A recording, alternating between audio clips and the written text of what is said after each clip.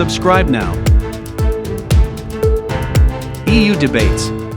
President von der Leyen, on the gas levy, you've not been helping.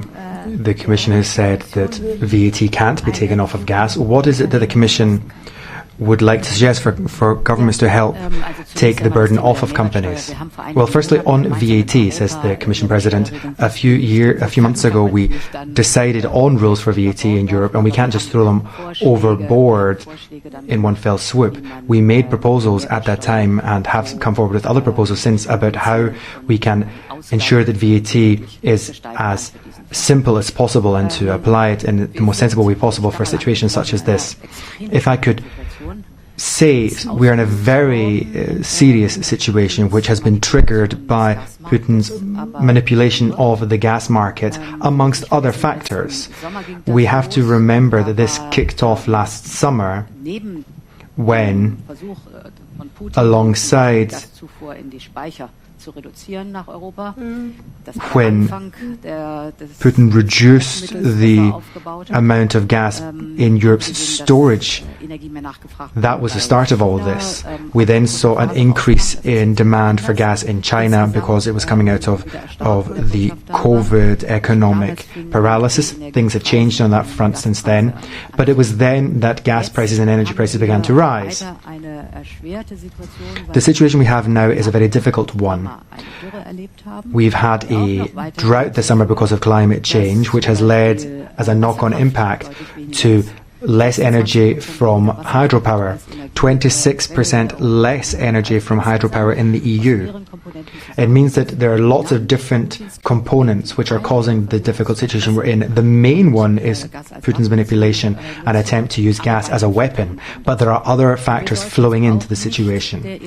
Moreover, we shouldn't give in to the illusion that this can be solved quickly. The energy question and exactly what energy mix we have is one which is going to be on our plate for a long time. It's a global trend at this moment. Last autumn, the Commission put together a toolkit along with the Member States about how they can support their companies. The excess profits tax plays a major role.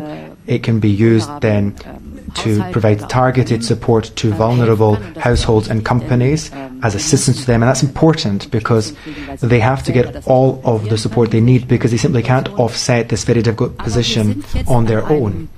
But we've now reached a stage where we see that the electricity price reacts in such a skittish way that the different components which I mentioned a moment ago have taken on such speculative nervousness that we are now having conversations around what intervention we are going to have to take. Initially with some sort of short-term emergency intervention. We're working on that hand in hand with the Member States. And secondly, and this is more structural and long-term, we're going to have to reform the electricity market.